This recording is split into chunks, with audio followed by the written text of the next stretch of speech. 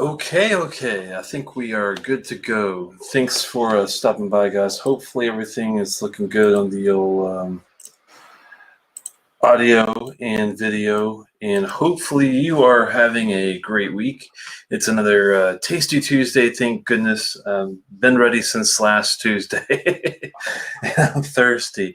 We're going to have a lot of fun. Malt's going to be joining me. We're going to be doing some Irish whiskey tonight, and we're going to be bringing in St. Patrick's Day early first, basically, here on the Telex and Malt show, and hopefully, try something that you might have had recently or thinking about getting, and or something that you might have that you can sip along with us, and definitely give us your notes as we go along.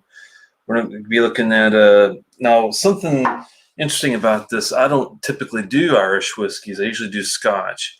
And this is going to be a little new for me. Have a good palate, and I am aware that Irish whiskey tends to be triple distilled, kind of reminiscent of like a lowland of the Scotch realm. If you're familiar with some of the lowlands, like Auchentoshan is notorious for doing triple distillation. Some like it, some not so much. I've had Auchentoshans I like. I've had some that I don't. Just like anything else, it's good to kind of run the gambit and find, because you'll find, gems along the way, and you will find some rough stuff that you really don't want to deal with anymore. But at least you took a chance at it, so that's what it's all about. And if I butcher some of these pronunciations, I really apologize. Trying to all the Irish people out there. Knappouge, I believe, Knappouge Castle, I believe is going to be the first one. Could be butchering the Knappouge. I'm not sure how they say it, but that's my guess.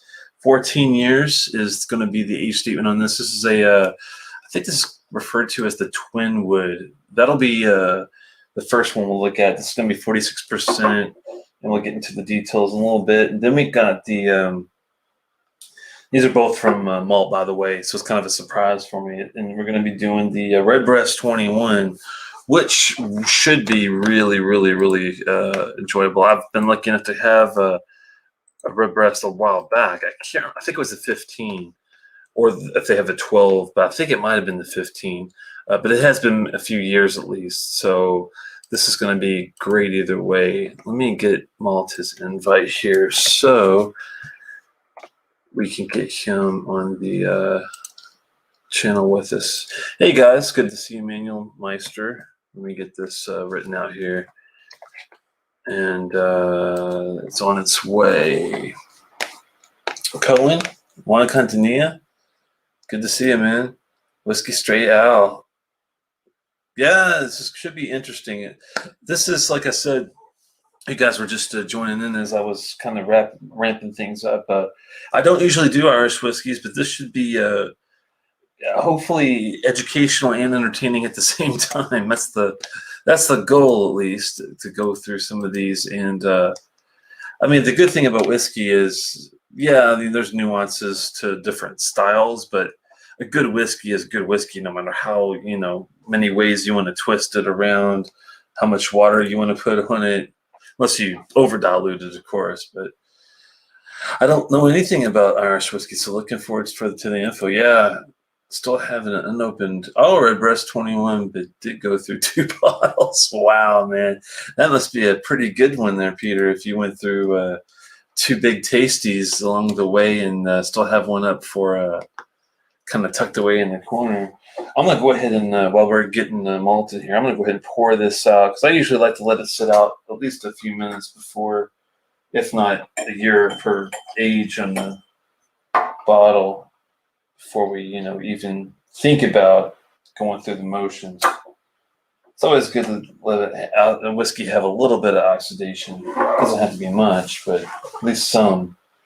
And we got our, pipette and our water ready to go. Iska for the Irish out there. If anyone is from there, Gawkin used to come to the show every once in a while, and I'm not sure if he's doing okay. He's in New York. Got to meet him, and it's been a while since I've seen him around. Hopefully he's doing well. He was the one that got me to learn some of the Irish. Hey, good to see you there, Cohen. Wanted to do 20 years ago, and Andrea Cora or the other sisters. Maybe it's a press. Wow. I can imagine, man. The cores. I know who you're talking about there. There's a core. Hey, Hey, what's going on, man? Telex, the mighty whiskey technician. How the fuck are you, man? I am pretty decent. I've been eager and counting down to St. Patrick's Day since last week. Yeah. You celebrating? Celebrating by going to work or? No, I was just celebrating tonight to bring in St. Patrick's Day. Yeah, ain't that the truth? Great to see you, buddy. You too, man. I've been going through some old samples, and I was going to talk to you about it. It's not something we have to do tonight because we might not have time. But if we do, I was thinking I've got a couple old samples that I've been meaning to go through. I just haven't had the time or the palate or the health to do it. I was wondering if you had any old samples from somebody that you just never opened and took a look at. Yeah, if you wanted to at some point, we don't have to do it tonight, but I do have a Port Dundas and a Canvas, which is a no longer with this grain distillery that I've got a 25-year-old and a 28-year-old option that with grain, it sounds like a lot, but with grain, it's like you want it to be really 25 to 30 years before you even touch the stuff half the time, for me at least. That's so, yeah. Okay. But the higher ones. Well, I definitely have no shortage of samples, which, again, thanks everybody for being so generous with sending me stuff. I think I got a couple from Andrew Page and Daniel, who may be here. They might both be in the chat. Oh, yeah. We got a whole crew. Juan, Great Al, Andrew Page, Dustin, French, Peter White. What's up, y'all? Yeah. I really appreciate you guys stopping by for the old Irish show, because this will be a completely new thing for me. I've never had I apologize if I'm butchering the pronunciation, but Knappouge? Yeah, Knappouge Castle. We're going to be checking out the Knappouge Castle. It's called the Twin Wood. This is a 14-year-old single malt. I believe it is a single malt. I might be wrong. I know it's a malt. It is not a pot still whiskey, as far as I understand. This should be a single malt. Yeah, you got it. It's a single malt. Knappouge Castle is interesting. They don't actually. They're kind of a bottler blender. They buy all their stuff from Cooley Distillery, as far as I understand. But this one in particular is going to be a lot of fun. I'll be honest. I mean, as you can see, I've done it some damage on this, and I'm really impressed with it. So I'm eager to get into it tonight. And for all the Irish folks in the house, I hope you all are, having yourself a nice pour of something good and getting ready for tomorrow. Yeah, throw them all good. Yeah, definitely. So before we get into it, Telex, anything new on Telex's bar in the last week? Yes, I believe. Let me think. We had already talked about the Ardbeg that came in recently, and I haven't pulled the trigger. I need to talk to you around pretty soon, but I do have a Glenelg 25 and a Ballblair 83 on the window that's waiting to be. I'm sorry. Can you say that into my good ear? What was that? Glenelg 25 is on the radar, as well as the Ballblair Vintage 83, which is 34, I think, years old. Somewhere on there.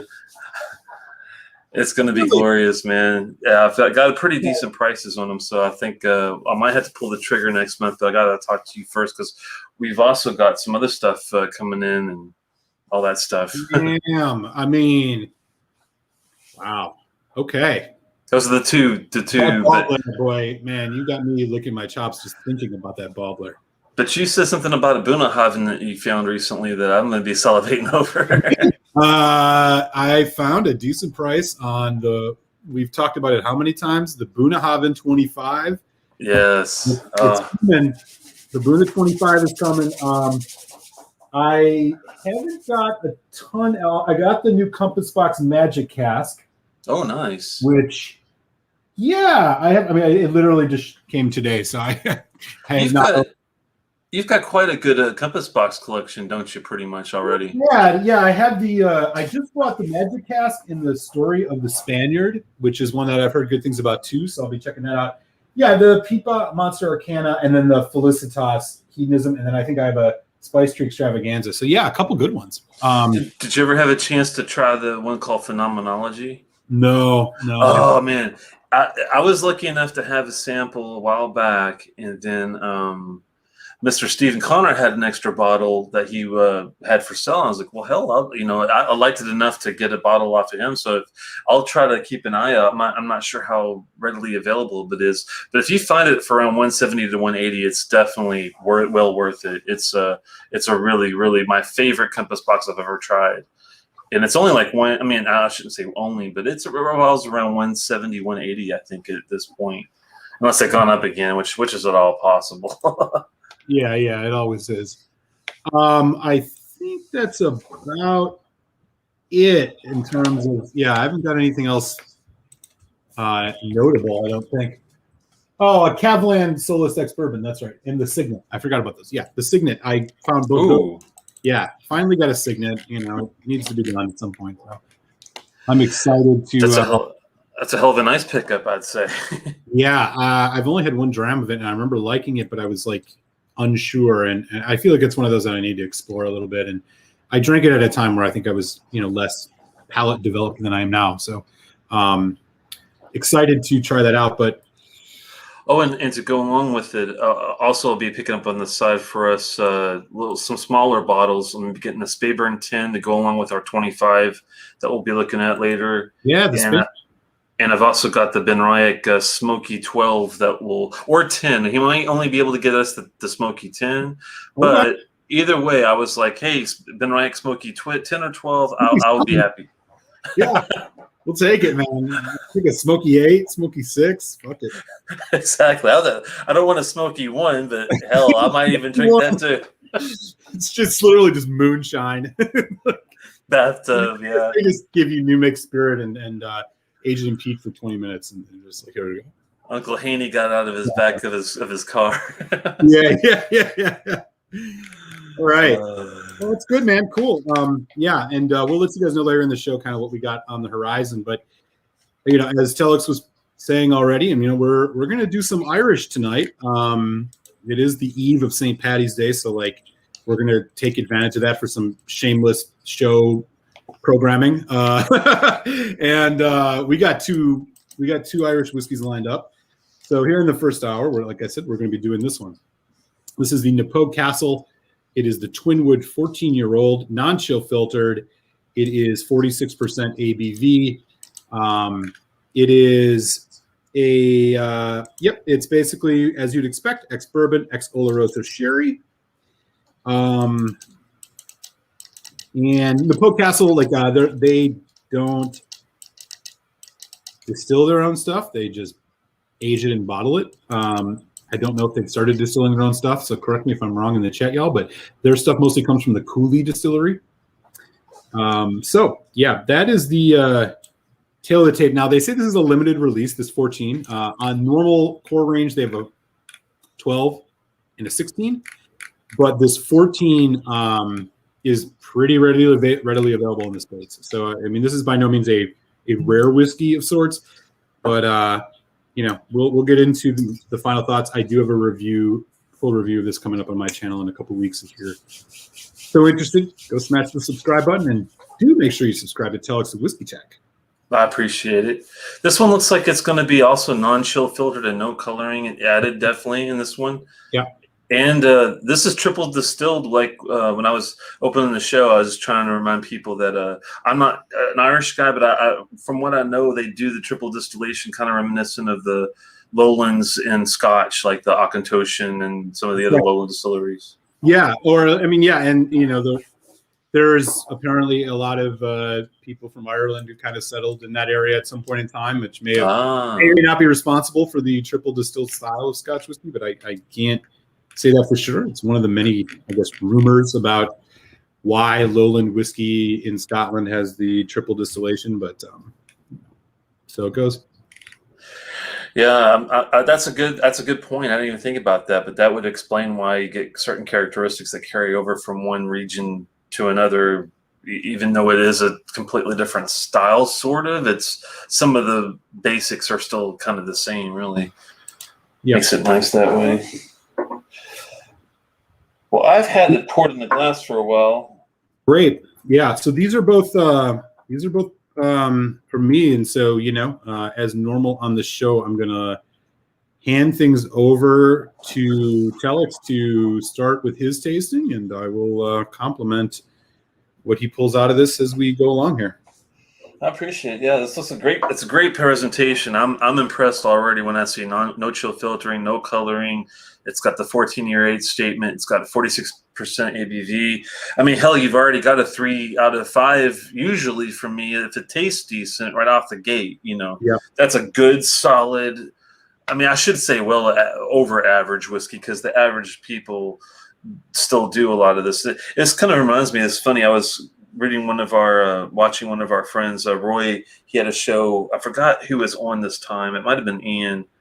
Oh man, I can't remember. But they were talking about how the whole non-chill filtering and no coloring thing is really new to a lot of these distilleries. So I think a lot of these guys are still catching up with the times, and you're going to see a lot more of this. Yeah, hopefully. Definitely. And you're starting to see. I mean, there's a lot of for a long time there were only like 1 or 2 people actually distilling whiskey in Ireland, one of which was Middleton, which is like half pretty much everything, and then you had Bushmills.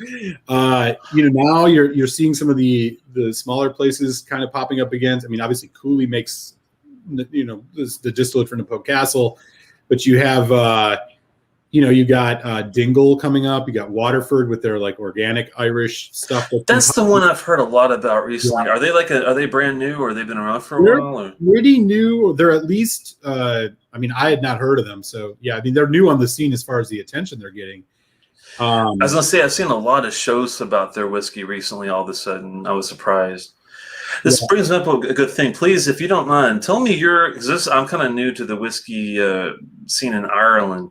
What's your top 3 favorite Irish distilleries? And like the ones that come to my mind, not my favorites, but just the ones I know of are like Bushmills, Jameson's, are the usuals. Yeah. But you also got Middleton is well regarded. Probably Jameson's out of Middleton too. I mean, like that's how much of this. I mean, the spot lines are out of Middleton.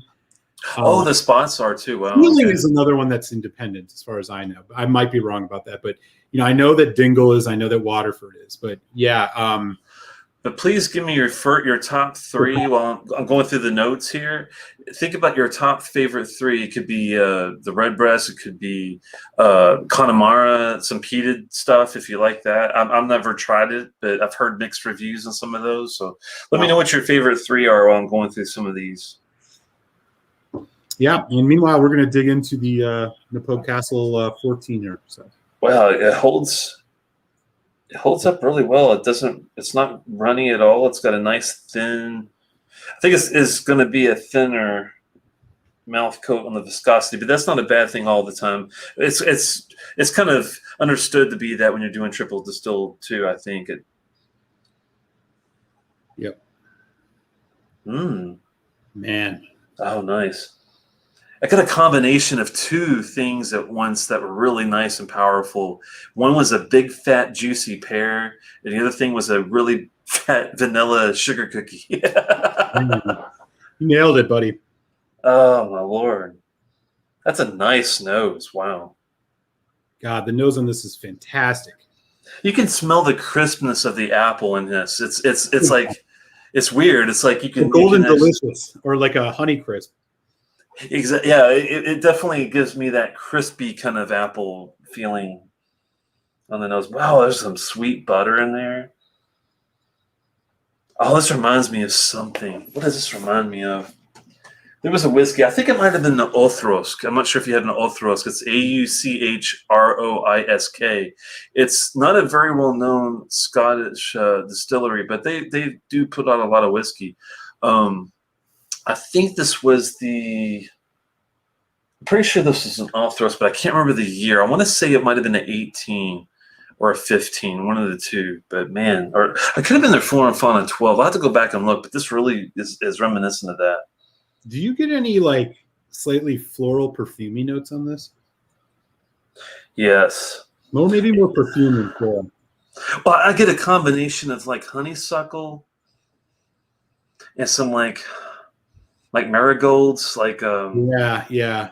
God, and it's like you just walk past like a pastry spread when you're at your like staff convention, And like, but you're at like a good hotel and they got like a ton of, it's catered and there's just all this fresh pastry and fruit sitting out, and you get those two smells kind of like wrapping together. And you walk in there and you get your cup of coffee and you're just like, ooh, like I'm going sweet for breakfast. Like it's so much that I can almost taste it in my mouth. The berry, the almost like a croissant with that like cherry filling. It's just, the nose on this is sublime. Decadent, man. Decadent. Yeah, I'm getting like powdered sugar and even blueberries on this. It's crazy. Yep. Blueberry, like big time, man. Big time on the blueberry. Wow, this is definitely a sweeter nose than I want to say that I enjoy it more because it's got a lot of sweetness to the nose. I'm hoping people wouldn't think that is too sweet. It's like right at the level where I would think someone might be like, wow, there's a lot of sweetness going on. But I really enjoy it. I like it more so because of the sweetness. Yeah, because it's not overpowering or cloying.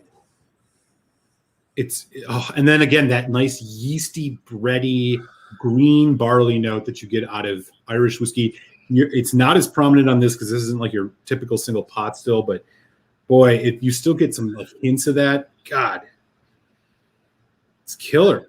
That is sublime, man. All right, I gotta have a sippy. Cheers. Sláinte.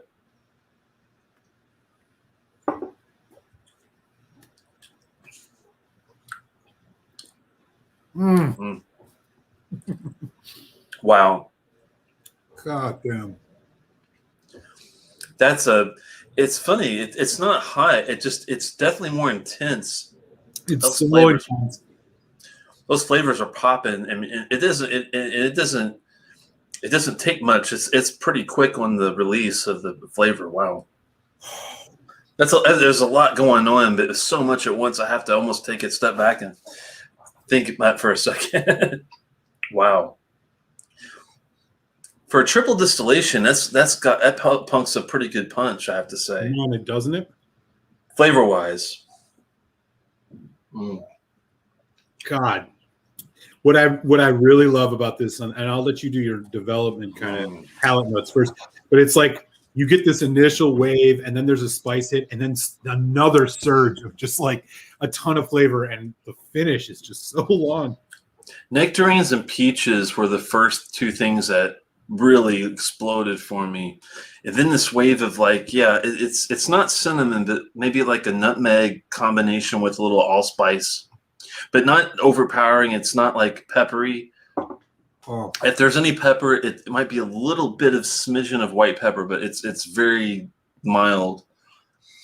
Most of it's really thick. Like I love the cask on this. You can definitely get both the bourbon and the sherry notes are really popping.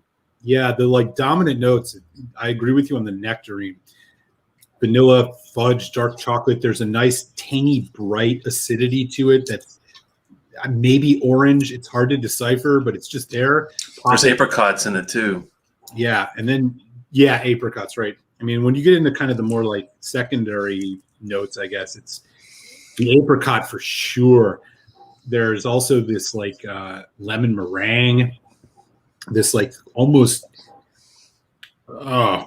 it's just again pastry, this like vanilla pastry. It's not like vanilla, just straight up vanilla. It's like it's got the bready quality, like shortbread with vanilla, like a shortbread cookie. Like, man, it's just, and the finish goes on forever on this. Like, I'm still on the finish from that sip. It's strong and it's assertive. It's like creamy A&W root beer, a little bit because it's got the effervescence. It's got a bit of the dark notes. The weird thing is even though the viscosity might be a little thinner, like because of the triple distillation, it doesn't feel ultra thin. It feels like medium on the viscosity still. I guess the 46% really helps that out on that. Yeah, in the root beer too. I got that on the finish a lot. It's got a lot of cream soda and root beer combination. Yeah. Oh man.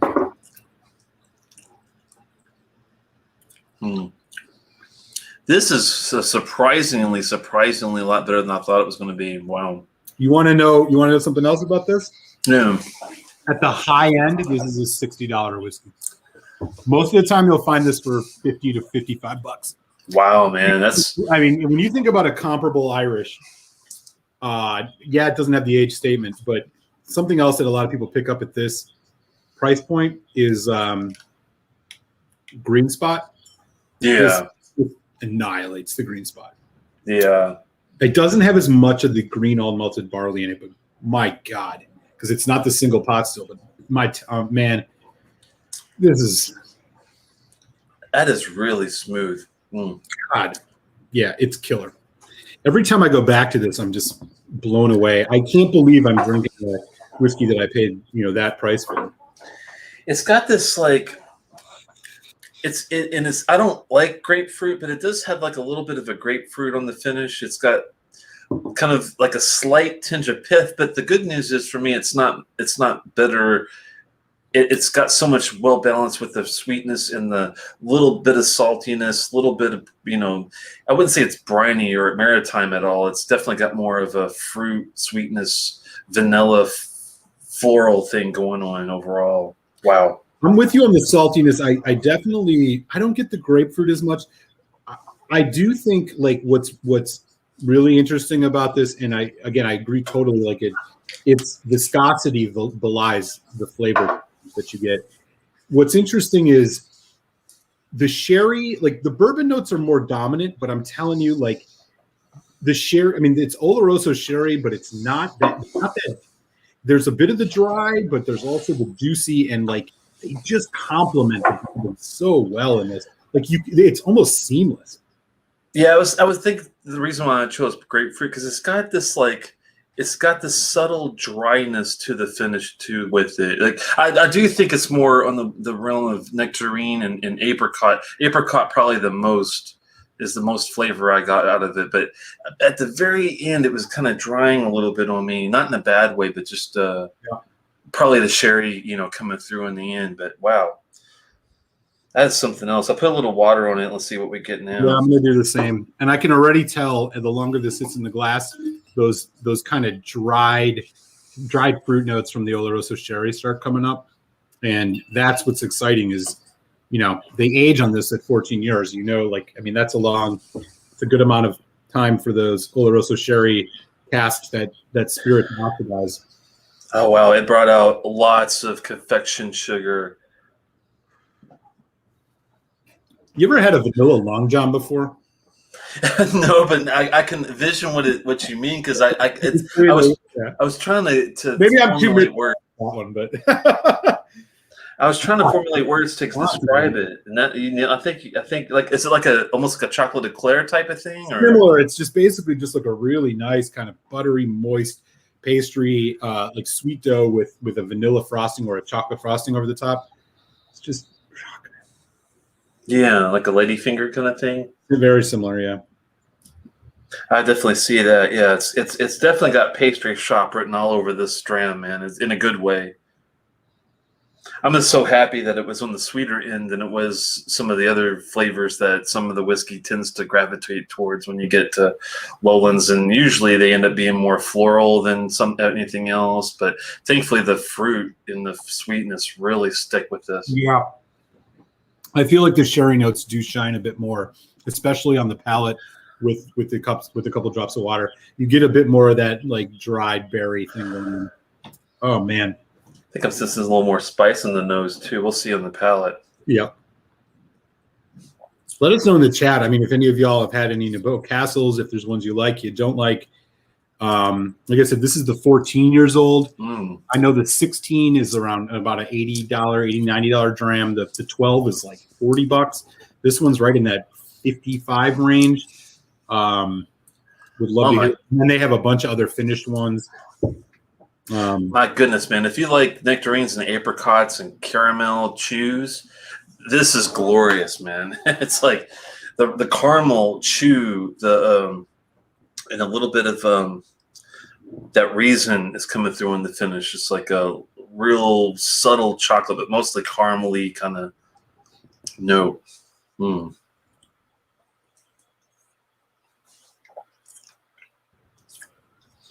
That is really nice with water too, even. Yeah, I actually like it a little more. I feel like you get more of that dark berry note with the water, which is really exciting. It's like yeah, round like a blueberry, but it's harder than a blueberry. That's what I'm getting. yeah, it's like wow, it's like a definitely like a medium to dark level red or blue fruit. It's not a plum. It's not a raspberry. I think it's like between a blueberry and like a mixed type of Elderberry. Elderberry, yeah, something like that. And your father smelt of elderberry. Mm. Wow, man, that's some interesting fruit that they got out of this. I mean, it's so intense for 46% flavor wise. Too, the golden apple, the like fresh orchard golden apple kind of thing. I mean, this whiskey has, we'll get into our final scores in a second here, but my God. Could you imagine what these guys would do? I don't know what the ABV on the 18 is, but if they had like a 48% version of their whiskey, I would love to try it, man. It can only be even better than what they've got here at 46, and they're already kicking it at 46. I can imagine what kind of flavor they can push out. The 16-year-old is also 46. I think the 12 is 46 too. Somebody let me know in the chat. I might be overstepping my knowledge on that. I'm going on a limb there, but dude, I'm gonna take a quick look. I have a 12-year-old Barolo cask finish that we'll do sometime, which is a Knappouge Castle Barolo cask. But wow, just to give you the heads up, we'll do that at some point in time. This is, I don't know, man. Looking up the 12s just to see, yeah. Well, they have a 12 that's at 40%. I'm not sure. Release? It was a bourbon cask matured type of deal. Let me see if I can find the 18 anywhere here. 1 second. 18. Just for curiosity's sake, do they have it in here? I hope they do. Maybe not. That's sad. Well, they had the 14 and they had the 12, but they didn't have the. And this might be an older 12 they have in here too. You never know. Do you know if this is a new line that they just released, or has it been around for a while? It's been around for a couple of years. Okay. The 12 is definitely their like standard bearer. Here we go. Let's see if it's got anything. That's the funny thing, like with a lot of these places when they put their their webpage out, it'll have the age statement and it'll tell you about how it's made and what like some of the notes they get, but they don't even tell you the ABV on the bottle. I think I can see it here. 1 second. 42%, 12. That's a weird ABV. 42. I don't think that's right though. Let me see. I'll take a look at it too. I'm pretty sure it's 46. That's what I would think too, unless maybe the typeface is so small I probably couldn't make it out on the. No, it's 40. It's 40. Is it? Knappouge Castle 12 is 40. Yeah, it's $35 though. I mean, wow, that is a good price. Yeah. The 16, I'm trying to see. It's hard to tell from the picture. I can't really see it. Oh no, wait, I lied. Oh no, they have a 12 Marsala finish, so they have a bunch of finished ones. But I think your standard 12 is going to be, 40%. But I can't vouch for that one. But I don't know enough about it. Do you know, man? We were just talking like. If I told you that this wasn't a share, the Twinwood wasn't bourbon and sherry, but bourbon and sauternes, you'd agree with me, wouldn't you? Like wholeheartedly. Like this seems obviously like the sauternes kind of notes, the peaches, the creaminess, that like apricot, like the dominance of that. You'd think it was sauternes. It does have that feel to it, Don, that you mentioned it, because it reminded me a little of the Kilhoman sauternes cask finish that I had before. I'm trying to think of another sauternes I've had. Was the Next Terroir, I believe, from Glenmorangie. Orange notes in this too, man. Jesus. It's funny how like both medium orange and medium red and medium apple type fruits. It's got the whole orchard in there, man. It's insane how much fruit they packed into this sucker. It's insane. But yeah, I mean, if this 14 is I definitely want to have a 16-year-old sherry cask finish that I would love to try, because it's a couple of years older, and I imagine that if it's the same kind of base deal, man, it's got to be kind of similar. Let me see if it has similar notes. It's probably a little more complex. I think that one's you get a little bit of well, they don't really say anything about nuts, but hopefully some of the more earthiness comes through in the 16. Like there's a tiny like cashew nut thing going on in this, right? A little bit butteriness. I don't know. I do definitely get like a buttery, bready shortbread kind of note, but sure. I bet the 16 probably has more of like a cashew, Biscoff kind of, more of a thick earthiness to it. I would imagine. I'm guessing at this point, but I think I'm gonna have another pour. You want to do yours first, or do you want me to go? Or sure. If it hasn't been obvious in my like animatedness about this whiskey is fucking killer. The combination of the complexity, the craft, and the price point on this, I think, is just unraveled. This is a sweet whiskey. If you are not into sweet whiskey, this may throw you for a little bit of a loop. Even I love it. The tannicness of this is slight and definitely overridden by just this menagerie of, like, again, oranges, apricots, dried fruit, dark fruits. No, not dark fruits.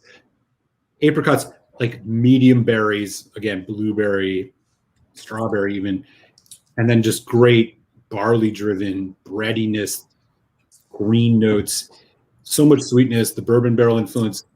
It's incredibly well crafted. It's dangerously sippable. Like, I've already poured a second dram of this, and it was like, because I drank too much the first time, because it's just so freaking good. This is a 4.25 out of 5 for me, like, without even blinking an eye. At $55, this is one of the, if you like a sweet whiskey, a sweeter whiskey, this is one of the best Irish whiskeys I've had at that price point. I'll go 4.25. Oh man, I can see why you went through the bottle quick, and it's funny because usually you would say that if it was a 40 to 43% whiskey, but this one isn't. You're not going through it because it's easy to drink. You're going through it because it tastes so damn good, and it's fun. Like, here's one other thing I want to mention, and I didn't say this in my little splurb there. This whiskey is both a relaxing, not think about it, just easy drinking dram, and also an exciting, like, what else can I pick out of it dram. Like, this thing kind of is a utility horse in that way, man. Like, it'll do anything you want. There's so much to find in it, and it's so just like just straight up enjoyable. I cannot recommend this Knappouge Castle 14 enough. I mean, yeah, I'm 4.25, which on my scale, I will give an extra 0.25 or take a 0.25 away for value. So straight up spirit wise, 4 out of 5, but the price on this, I'm taking it up a notch. Yeah, 4.25 out of 5. Buy it now. If you see this is just stellar whiskey. And even for a Scotch drinker, maybe you like the Glendron or the Glenmorangie Nectar d'Or. I mean, this rivals that and probably eclipses it. Oh, definitely. I'm going to say it eclipses a lot of Scotches that I've had that, and they're out of the lowlands area. They're in the Highlands and in the Speyside area. This beats the shit out of some of the Benriachs I've had in the past. Yeah, it's solid. This hangs up there flavor wise with some of the Aaron stuff that I've had recently, and I thought the Aaron 21 was one of my top whiskeys last year, bar none, easy pick. And this has got that caliber of flavor, and at that price, holy wow, man, that's just insane. I have it. I'm gonna say I'm right on there with you. I might not get as high only because I don't factor the value in as much as Eric the Malt Muser does, but man, is he dead right? Is this like solid, way beyond the average whiskey? I mean, the craft is there, the flavor's there, all the bells and whistles. It's not over pretentious marketing. It's kind of Yeah. what you'd expect from it's not under the bar either. They're not using like some font from like 1980 and some crazy ass box that makes no sense. It's got a classic kind of feel to it. I really like this. I'm gonna give it a solid 4, close to a 4.25 for me too. But wow, I'm only holding out a little bit because I want to see what that 16-year-old tastes like. Right. Yeah. We gotta check it out. Yeah. This is so good that if I do decide to get an Irish whiskey, this will be one of the first ones I pick up. That's how good it is. That's no joke, Dude. It is. Our dumb 2 cents is our dumb 2 cents, but y'all, I very rarely am. Well, I shouldn't say. I get pretty excited about whiskey, any whiskeys. Well, most whiskeys, but I will say, like, when I first opened this, I was like, this is good, and I'm telling you, about a quarter of the way through, I was like, holy shit. I thought you picked this because it was kind of similar to I thought you picked it because not that you thought it was similar, but I thought it was going to be closer to like an Akatoshan or some kind of thin whiskey. But man, it surprised the hell out of me. This whiskey ain't fucking around, man. It's not playing. In a good way. What a good whiskey. Great. It's great. What are some? I didn't get to see some of the. Hope I'm gonna kind of go back and see if anybody. I'm gonna go get a little bit more water and get my Redbreast 21 in the glass for our second tasting. Sounds good to me, man. What are some of your all's top 3 whiskey choices when it comes to Irish whiskey? Middleton, I've heard, is like the top dog. I think Stephen Connor would agree. What's your favorite, Stephen? I think your top 3 was probably Middleton, Redbreast maybe, and I'm drawing a blank on the third. Oh, man. Just tell me what they are. I'm just kind of curious. What are some of yours? I can't really pick yet because this is only my 3rd or 4th I've ever had. So I've only had your typical, like, usually if I was at the bar when I was in Ireland, I was just only drinking Guinness and stuff like that. I wasn't even drinking Scotch at the time. And so now I wish when I was over in Ireland, I had, already gotten to whiskey at that point. That would have been awesome. But I'm just curious, what are some of yours? Looks like Richie's got a pick. Middleton, Redbreast, and Glendalough. Okay, I've heard of Glendalough. I'm going to have to check them out. I don't think I've ever had one, though, definitely. Let's see if anybody else had a top 3. Post them now, guys. Post them now so I can take a look. I'm going to take a look back really fast and see. It looks like Peter's drinking some Tipperary rum. That sounds good. Yeah, man, this is really good stuff. I'm surprised of... Oh, Richie likes the 16. I'm gonna have to get me a bottle of that probably because this 14 is no joke. I mean, it's got some of the strongest fruit flavor I've ever gotten out of whiskey. And when I say nectarines and apricots, man, it's like a big mouthful of it. It's insane in a good way. Oh man, 120 Canadian. Uh-oh. What are you pricing out here? Oh, 14 one there. That's probably pretty good, I'm thinking. The 14 is probably the best expression all around available right now, especially for Bushmills stuff. Oh, so Bushmills does Knappouge Castle. I didn't know that. Okay. This is a good one that they've released then, if that's the case. Yeah, I've heard of these guys. I'm assuming it's Der Glach. Vlach. GH sometimes is a... I'm trying to remember. There's so many damn rules. Let's go back. Here we go.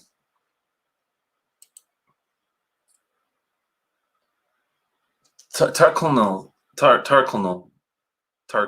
I'm not sure how you say it, but that's one I've heard before too.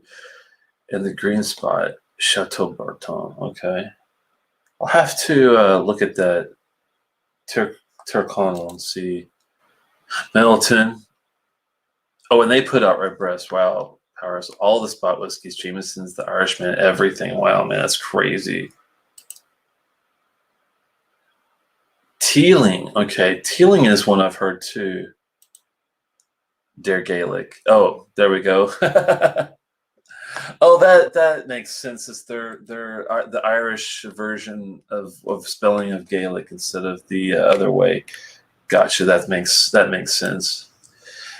I was just going through and seeing what some of these guys liked. A lot of them liked the. I didn't realize that the Knappouge Castle was a Bushmills product, and I didn't realize that the Redbreast was a Middleton product. Yeah, that's right. Yeah, that's right. So the spot line too is from Middleton. Yeah, I've seen some Glendalos, and I've seen. Oh yeah, the Glendalough. I have a 13 Mizunara. That one's really, really fantastic. Also recommend. If you can ever get the 13 Mizunara, like it's a weird Irish whiskey, but man, is it good. I'll bottle one of those up for you the next time we do a sample swap, Telex. That's be really cool. You ever heard of Tyrconnell or Tyrconnell? Yeah. I've unfortunately only had, I think it was their 12, but I've heard nothing but good things about their other stuff. I think that was the two that I saw the most outside of the Bushmill / the Pogue Castle, and then the Middleton / Redbreast. My go-to Irish, like I mean, if I was going to recommend one Irish whiskey to a whiskey drinker, it's the Redbreast 12 cask strength. Like I think I'll bottle one of those up for you too the next time I see you. I don't think for the price and the quality and just the incredible intensity of flavor of the malted unmalted barley and the sherry cask, the 12 cask strength is about a $65 to $75 bottle, worth it every single time. It is just, it's stellar. It was my whiskey of the year 2018, and it's probably still to this day one of the best whiskeys I've ever had. Like it rivals a lot of other stuff. Good to see you, Bourbon. Glad that you joined us. Hey, what's up, Bourbon? Wow, man. I'm going to definitely pick up maybe a bottle of this if I fill up, for this flavor again, and even try the 16, because that's how good this one was, man. I really appreciate it. Absolutely. I thought you dig it, man. I was like, I wanted to find a good Irish whiskey that was, in that, we tried to do in the first hour more like accessible stuff that's not, overpriced or too expensive. And, this one is just right in there, man. And my God, does it deliver. I'm like licking the sample bottle. It's so good. That's how good this is. All right, man. somebody send this man a bottle of the Pogue Castle 14. He's gonna turn degenerate on us. And the weirdest thing is, I never liked apricots growing up. It's one of the very few fruits that I never really got into. And now I don't eat them ever, but anytime I get it out of a whiskey, I just absolutely love it. I don't know what it is, but there's something about this one that's really damn tasty. Yeah, it's everything, man. It's. And there is this nice white pepper still in the finish that's still going on to this day. It's crazy. Yeah. It's fantastic. It's a great whiskey. Highly recommend you all pick up the Knappouge Castle 14 Twinwood if you ever see it on the shelf. It is worth the $50 price point, if not more. Tell us it's going to be homeless in the street. You're Knappouge. His sign will literally be like, I'm Knappouge. Just be like, I've lost all my Knappouge. I can't get over the price on that. That's the most surprising part. I thought it was going to be like an $80 whiskey. I would say it's worth $80. Yeah. But if it's like 60, 55, I mean that's killer. Yeah, I would think. Potomac has it right now for 45, bro. Holy wow! Are you serious? Yeah, I am. I might have to brave the COVID. They'll deliver it to you. I don't think they'll deliver out to where I live, dude. I live in suburban park. Yeah, they deliver to PA. They'll deliver to MD. Are you serious? Oh man, Wow. I get orders from Potomac all the time. I didn't know they I delivered got that like far. emergency signet for $1.69, bro. I got it from Potomac. I gotta do more business with Potomac. I never bought from those guys other than maybe once or twice. So, man, I mean, when I was living in DC, I used to go over there all the time, and it was one of the good shops in DC. But man, yeah, they'll deliver it to you, man. Wow, I'll definitely have to take a look at the. Are you able? Here's the thing. I'm gonna, the dirty little secret is, and I've done this through just trial and error. Even if you live in a state that has a lot of restrictions, there are liquor stores that'll deliver to you anyways. I'm just telling you right now. I live in a state, Pennsylvania, which has a liquor control board. I have a list of 25 stores, private stores around the country that will deliver to me, and they show up every time. So don't be thrown off by that. You just got to kind of do the trial and error. And Potomac Wine and Spirits, I used to live in DC. It's a great spot. And yeah, dude, they'll deliver pretty much. If they deliver to PA, they're going to deliver to you, man. I mean, we have a much more restriction here, and they don't care. Yeah, I'm surprised. I'm not surprised at the restrictions. I'm surprised because the distance. I mean, that's not a. It's like just get it FedEx to you. They just ship FedEx. They're not going to send a courier to your door. Oh, I thought you meant they drove it to your house. No, they'll FedEx it to you, and their FedEx prices, they're okay. I mean, they'll one bottle is probably $27 FedEx. 2 bottles is like $29. Whatever. That's not bad. Yeah. And they don't have a bad selection, and they have a bunch of Kilholmans on sale right now. Again, dude, they got this. That's where I got that Napo Castle 3 months ago. Yeah. Wow. Okay. Because that explains it. Because I was going to say, if they drove out to Severn Apartment, that's like an hour drive. I couldn't imagine they had a little guy driving up to Pennsylvania just to drop off a bottle for you. Yeah, that would be cool though. No, dude, let me tell you. I have a whole list, man. And I live in PA. Like when I moved from DC, I was so worried because DC is so liberal with the out of state ship. You get there are shops that literally will only ship to their own state and DC. But dude, there's so many good ones. Potomac Wine and Spirits is one. I'm telling y'all, even if you think you live in a state where you can't get anything shipped, just throw a bottle in your cart and see if they accept your shipping. If they do, that's true. Yeah. Like I said, if you're in PA, I got a whole list. I got probably 25 places that are independent, not even international, just like mom and pop shops, and they'll ship. Even places in Cali that I used to get in DC all the time. Remedy. I got that Magic Cask from Remedy for $1.65. Oh yeah, I'm not surprised on the shipping. I thought you meant delivery, as in someone drove to your house. That's why I was like, what? Save up your pennies. Plan for a couple bottles. They're still selling Glenmorangie Signet at Potomac for $169, which is way underpriced compared to what you see it everywhere else. That's true. Now, just don't share this with anybody. Oh yeah. I think you messed up because you just told about 300. No, good. I want our whiskey friends to be able to find it, but true. Yeah. Yeah. Well, I guess that's true. It pays to watch us and follow along because we'll give you little snippets here and there of what we pick up to save you the hassle down the road. But. Yeah, man. Potomac's one of the best whiskey shops in DC, hands down. Other than Circle Wine, but they, Prov and them, it's tougher for them to do stuff. So yeah, it is. No, I understand how it goes. I'm just glad that the tariffs I heard are lifted, and a lot of places are selling things without the tariffs now, which is really a big plus too if you try to get stuff overseas. So keep that in the back of your mind as well. I'm not selfish. Dude, I'm telling you, even after I moved away from DC, I was like, yo, dude, Potomac will probably ship anywhere, man. Yeah, most of these places that have. I live in a state that has liquor control board and It's the wine thing. I got a box coming here tomorrow, man. fuck.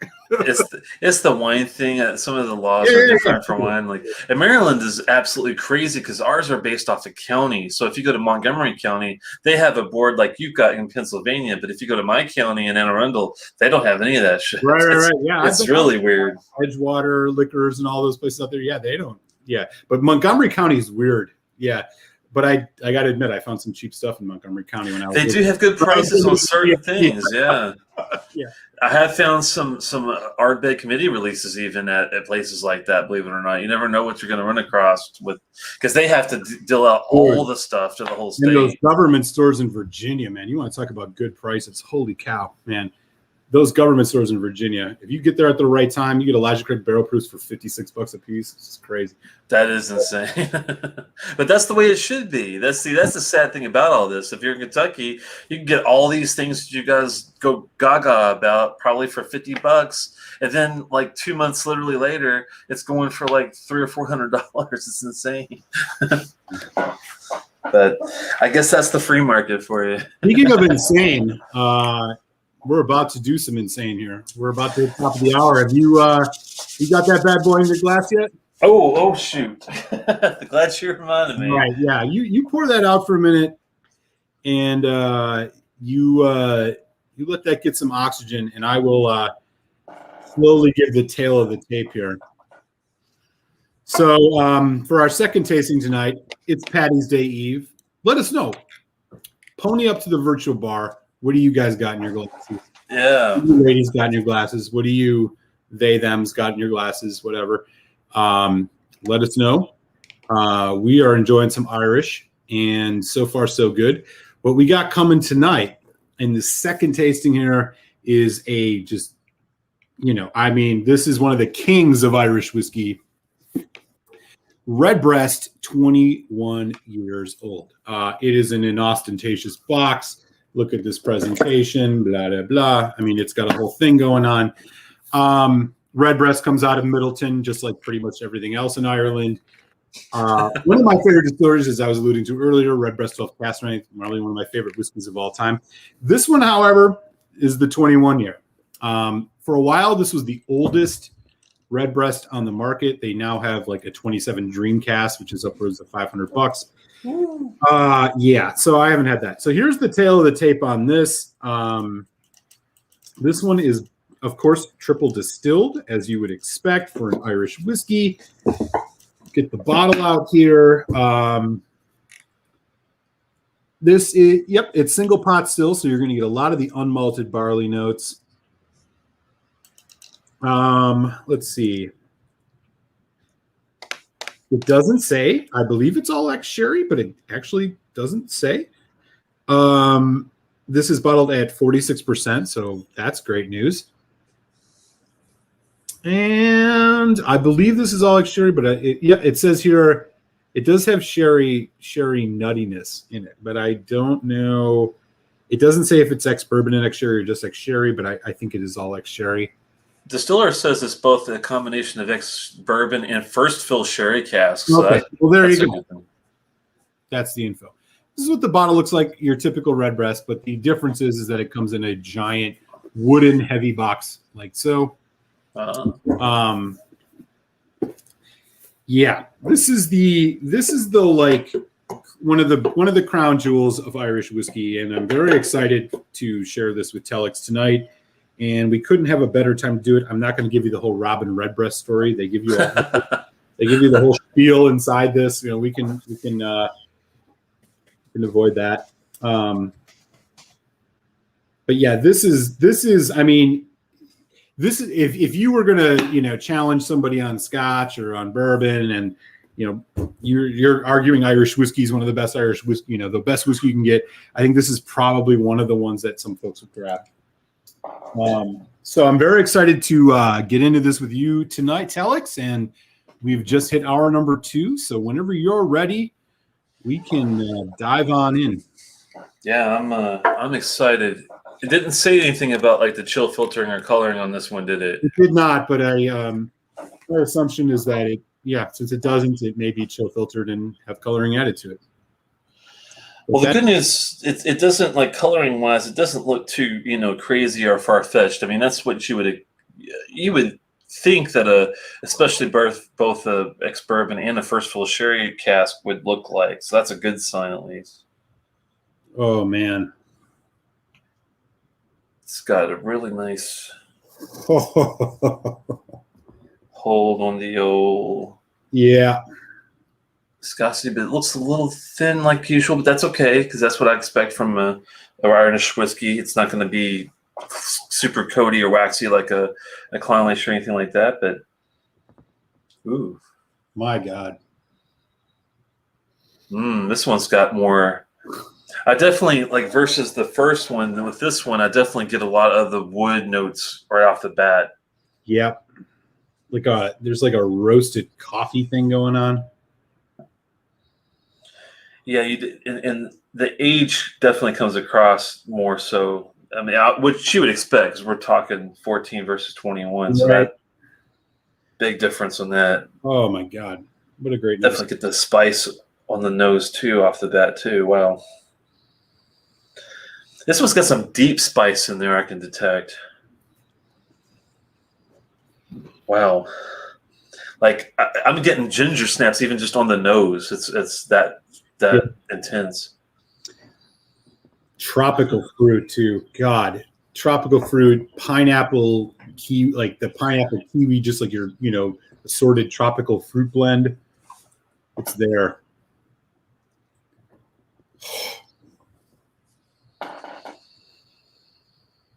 Oh my. Huh. Man, God, there's such a nice cinnamon note, and again, the baked bread, it's more like a dark. It's almost like a rye or something, but it's not spicy like a rye. It's just like a dark bread, almost like burnt, like burnt bread. What is that? You know what I'm talking about? Biscotti or something.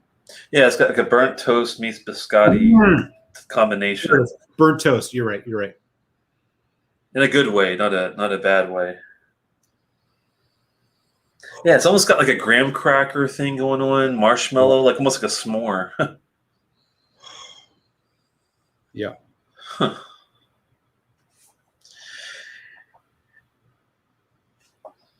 It's a bit subtle. Other than that, though, I'm not able. Yeah, to we're get a definitely doing whole lot. whiskey here for sure. A little bit more. I mean, in typical fashion, the older whiskey is a little bit more fragile, a little more delicate. True. But boy, and again, I'm still getting a nice center of orchard fruit, caramel apple. Yeah, I was just gonna say the apples and the fruit are coming in now more. Reminds me of like some cinnamon toast crunch in there too. There you go. Huh. God, those tropical fruits though. Jesus, pineapple. Yeah, it does have like even some coconut on the side too. Yeah. That's what's rounding off that sharpness of the pineapple. Good call. Wow. It's a nice combination of savory and sweet notes on this. I do appreciate the age. I wish it was a little bit.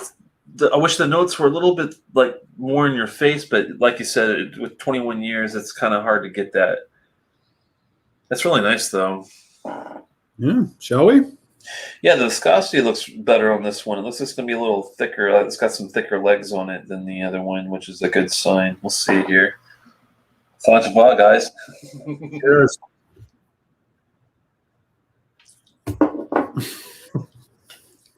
Uh-oh, you okay? Mm-hmm. Wow. That is good. Wow. That's a Cody one in a good way. It's got like it's a nice wave of. It's also on the sweeter side that I expected. Went in a good way too. Oh man, that unmalted barley note, that green, that just essence of Irish whiskey that surges on the back end of the palate. Oh man, the malted barley is really up front on the palate on this one in a really good way. Wow. Yeah. Get a little rice cake action with some. Ooh, cool. powdered sugar. Mm-hmm. Some pears still. And like chocolate syrup, like a homemade chocolate syrup. Yeah, milk chocolate, yeah.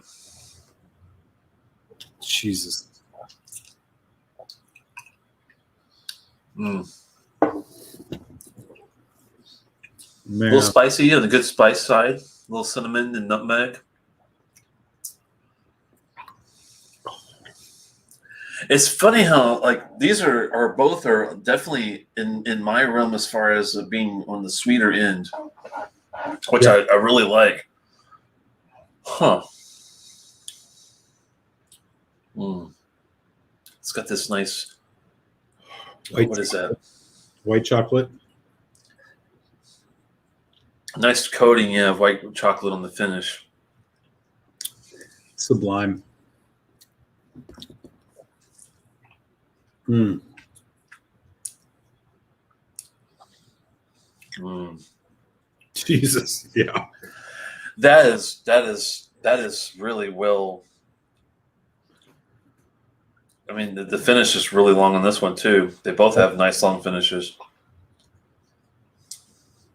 It's so refined. It's almost like it's almost too refined. But again, the balance of the sherry and the bourbon notes is absolutely perfect here.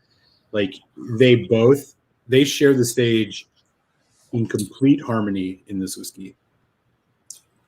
You get the vanilla, the caramels, the light brown sugar accent, and then you have again these just it's almost like it's juicy red fruits, it's dark dried red fruits, and then you have that unmalted barley, which just gives the body and the depth to it.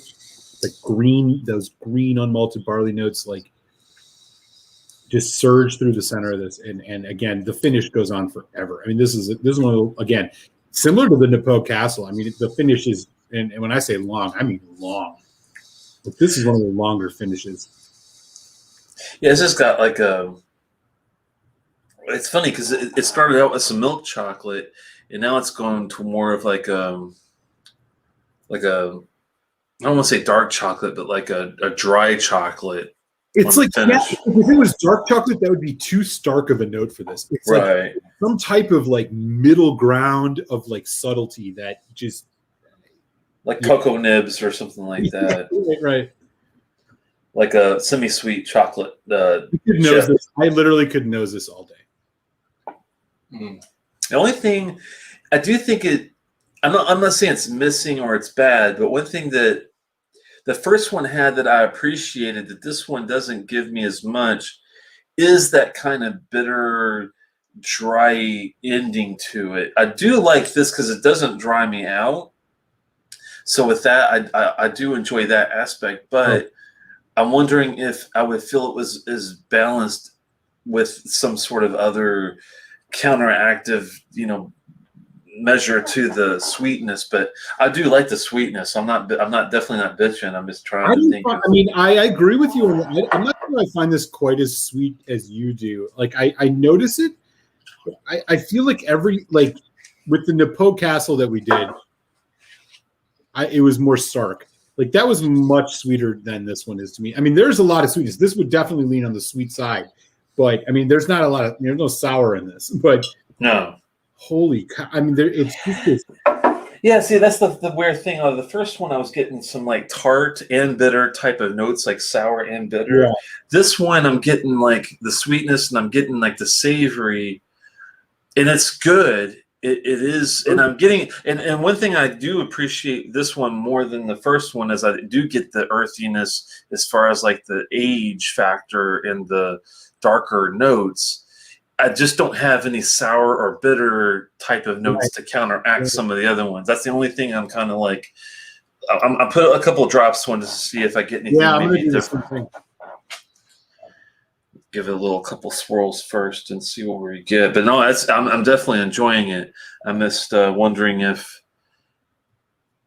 I mean, I'm definitely enjoying the age on it. I'm just hoping that it does bring maybe some other thing after a bit to give it something, a little twist. We'll see, though. Yeah, I did about 2 drops. God, again, it's just this like humming mass, like warm bread, gingerbread, like caraway.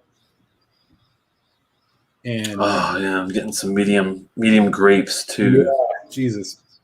Red grapes and yellow grapes. Grapes. Yeah. Okay. I see what you're saying. I mean, again, it's like that vanilla. There's that nice, like medium caramel. There's those apples, those fucking apple note. It's like crisp yellow apple or like honey crisp apple, where it's both like mealy and middle acidity, but also has a tart edge to it, like a sweet tart edge to it.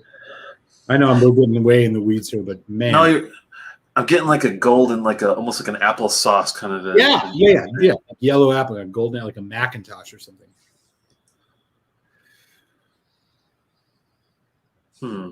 Let's see what we get on the old palate here. Yeah, let's do it.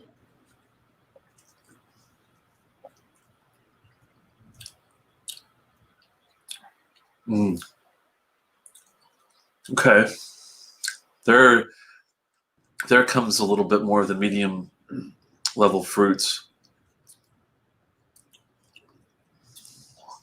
So now I'm getting kind of more of a closer thing. I was getting to that first one with the intensity of the fruits coming through. You know what I think is really interesting about both of these Irishes that we've tasted? It's like when it initially hits the palate, it's like thin. It's kind of thin or medium and watery, and then all of a sudden it's like explodes. Yeah, flavor just surges through. It's such an interesting thing, man. And I don't get this out of some of the triple distillated scotches that I've had. No. They don't have that like these guys do. Oh God, man! Have you ever had a turtle before? Where it's yeah. Man, that's where I'm at right now on this development finish. The finish has definitely got pecans, like pralines and cream, and then like the dry, like a dry pecan, whatever you want to say. See, that's what I was missing. That's the note that I was like, oh shit, I'm gonna have to give this a lower score because I'm not getting that minerality, that bitterness that pecan brings. Both of those things that counteracts that sweetness. What I'm getting a lot here, like now with the water. I think it opened it up just a little bit more. And pralines and cream ice cream is like my favorite, and this does have like a praline pecan. Yeah, like a turtle where you have the chocolate and the pecan and the caramel, which just brings that completely nice. Wow. I mean, I know we're getting kind of nerdy in the weeds here, but I'm telling you, with a whiskey like this, you almost have to. The pecan thing is so unmistakable in here now with the water. It adds an entirely other dimension. And you have to have it to make this go to that next level. If you're not the type to take your time with whiskey, man, don't overinvest. But if you don't mind taking a little time and dropping a cup of water, man, this is like breathe out of your nose, man. Just pretty good. Yeah, breathe out of your nose. It's like you just get this, like all of it comes up. Like you just ate a great piece of your grandma's pecan pie. You're just like, holy shit. And I love pecan pie, man. Oh my God. Man. God damn.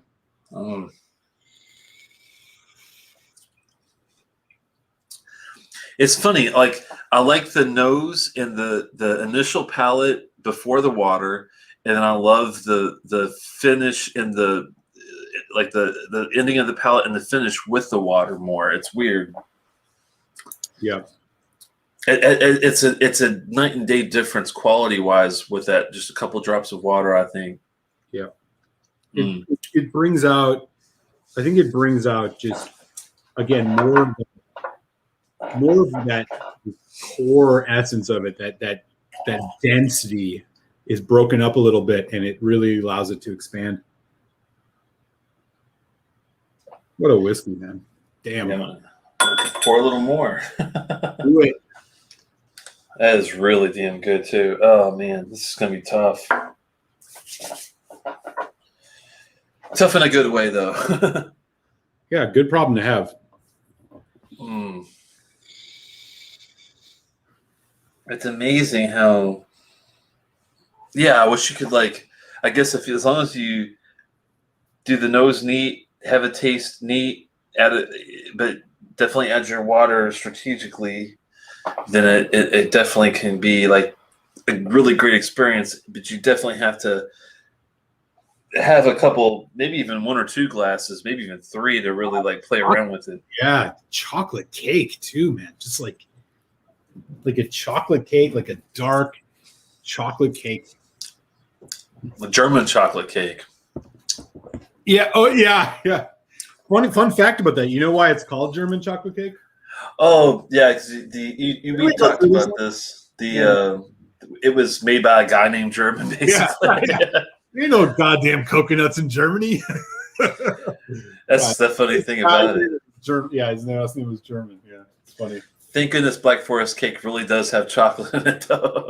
Yeah. Black Forest cake is a good description. That's my favorite cake, I think. That's what I beg my wife every year to make a Black Forest cake for my birthday. Oh man, this is really good. I was debating on whether if I want to. Yeah, I might as well have it. I had a really good sip of it neat. I might as well go in and add one more drop to it. Do it. Not that it needs it, but it's just fun to play with to get that pecan praline note out.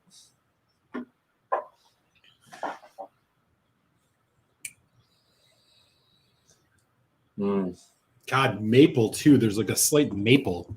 I mean, the finish is still going for me. I haven't taken a sip in 2 minutes, but still there's like a little bit of a maple, the maple brown sugar. Yeah,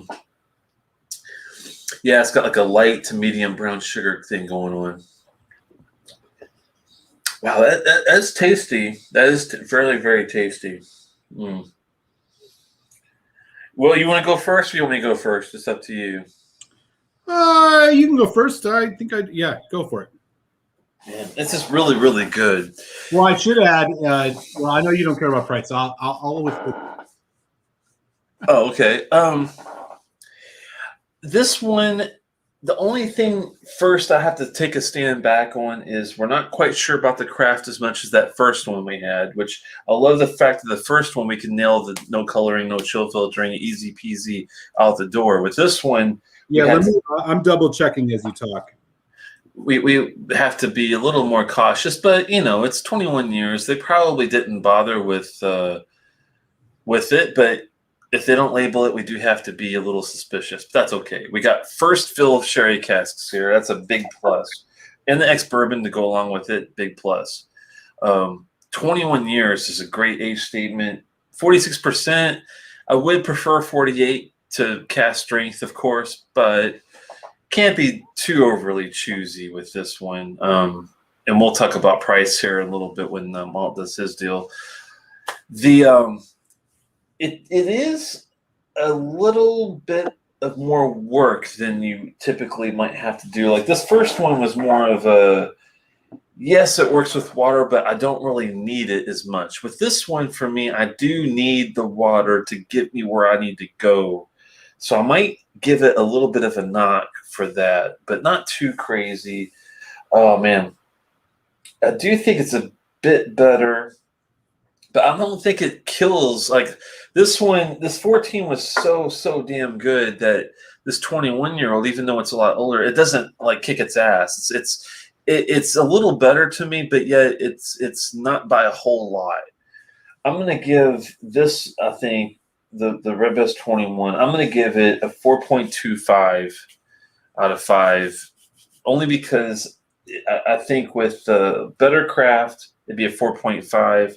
With not having to add the water, it would have been a 4.75. If it had more complexity, go on and on, that type of thing. But I do think it's a solid whiskey. So I really appreciate it, man. It's definitely in some of definitely in the top, of the whiskeys that I've had from Ireland already. That's for sure. Word, yeah, great review.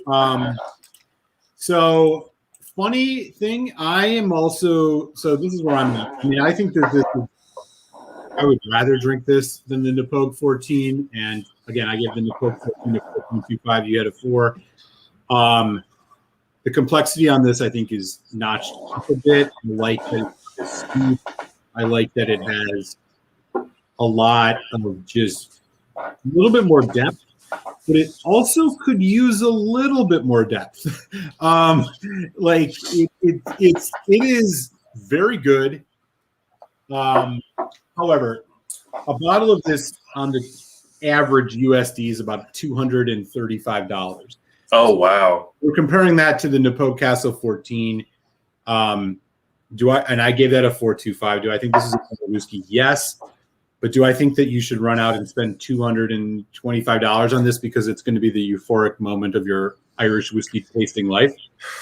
No, I don't. And in fact, I would say that the Redbreast 12 cask strength is, I mean, it's not as good or as refined, but is a very competent whiskey that I think will blow your mind in all the ways that an Irish whiskey should. What's that 12 straight? What's the 12 cask strength run for about price? $70. 77. Oh, there's the reason why. Yeah, this is about a $230 to $240 bottle. Ooh. I think it comes up mildly short for that, but it is still damn good. My final score on this is also going to be a 4.25. I really do think I would rate this higher if this was a $160 bottle that you could get. I think that it is delicious, and don't get me wrong, probably one of the best Irish whiskeys I've ever had. But at $200 and some dollars, when, as we just showed in hour number one, there are some whiskeys, albeit with much smoother and not a single pot still. I think there are single pot stills, including Yellow Spot, Redbreast 12 cask strength, that give you enough of what you're looking for that you don't need to spend the extra $150 for it. So, but I'm still going to sit at a 4.25. So, 4.25 out of 5 on the Redbreast 12. What's your top price on this? If it would be 200 or 180, or where does your feel good? I'm willing to go. If this was 175, I'd go every day on it. I was thinking like 180 was probably my that's top price on that. I just again, this is a very refined, very delicate, and again, it has a lot of punch for a triple distilled whiskey. I do just think that it just doesn't quite do it. It just doesn't quite get what I would expect from a 21, given how delicious all the other Redbreasts are. So, I'm not hating on it. I wouldn't want to, dissuade anybody from it. But I'd say if you're looking to spend upwards of $200, I think even the Middleton releases, which are 40%, which come in, I think around 180, 190 in some cases, probably be a little bit better for your buck. And again, I can't stress enough, Redbreast 12 cask strength, if you're looking for something punchy and in your face, it may not, what it lacks in complexity compared to this, which is a high bar, it brings in terms of flavor. This one is just, it's just a little bit too much, man. I would give this a 4 or 5 if it was cheaper, but like I said, my price variation, I'll knock it 0.25 off. Again, you see this at $200. I wouldn't. Don't. You want to buy a good Irish whiskey. There are a few that are going to be better, but yeah, for me, it's great. It doesn't quite live up to the bottle of wow that I'd want it to be, but by all means, I mean, this is no slouch. So yeah, 4.25 for me too. So on the Knappouge Castle 14 was a 4.25 from me and a 4 from Telex. And Redbreast 21 gets 4.25s across the board out of 5. So 4 or above Irish whiskeys tonight. I mean, they both deserve a standing ovation, that's for sure, in my opinion. I mean, because if you're gonna, just get a basic Irish whiskey, these are even though the first one is so very well priced, man. It's definitely a way above notch on a lot of the whiskeys I've had, like your basic Bushmills, Jameson's kind of stuff. This is definitely up there with quality. So I really, really appreciate taking a look at that, man. This makes me want to definitely take a little closer look at some of these Irish ones, that's for sure, because both of these were, I'll have to take a look at the Tara Connell and Glendalough and some of those other ones that people were mentioning, just out of,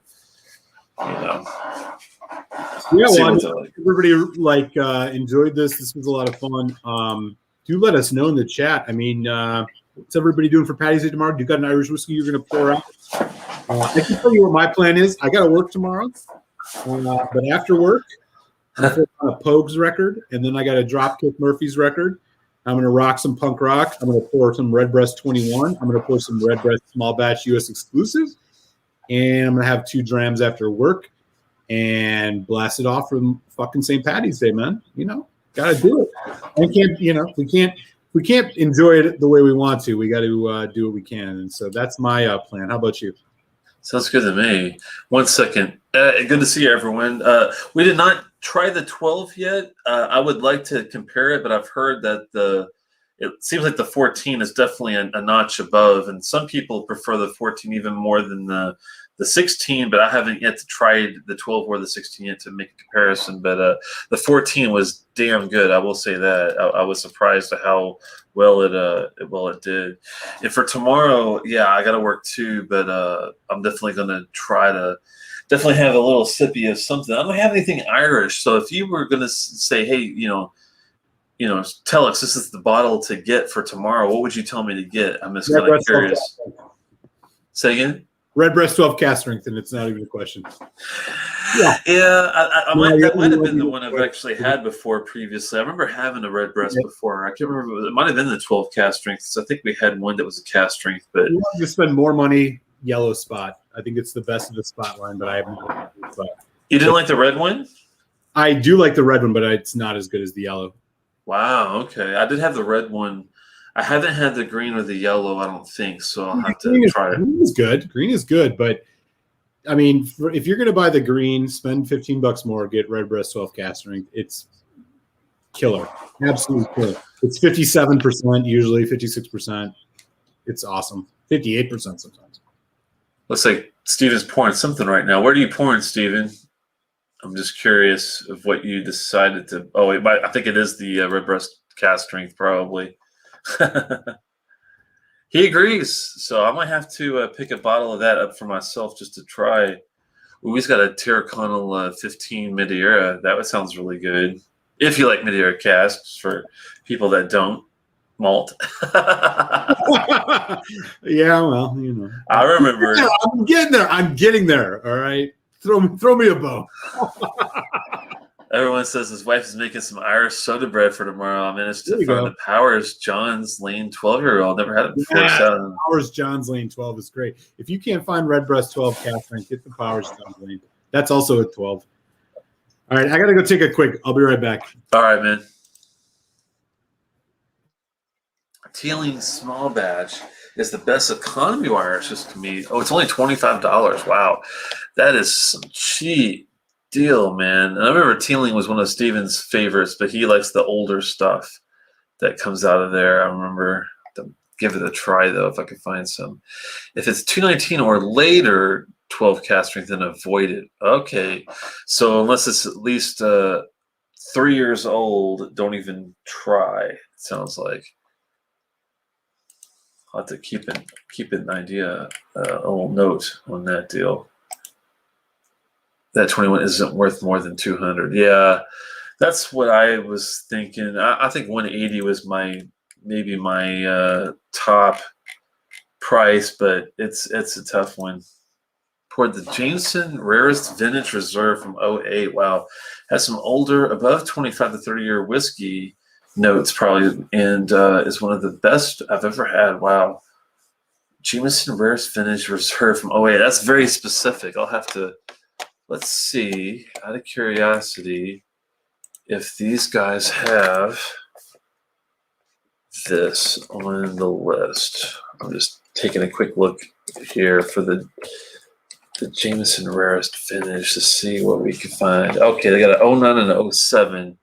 You said 08. Let's look at the 07. 46%. Let me bring you back in here. 46% the NAS, but sherry, second fill of bourbon, and port on that version. That's an 07. And the 09 was second fill ex bourbon and ex port pipes. It's both bourbon and port, it seems like. Is that one also a port influenced whiskey there, Stephen? I'm just curious.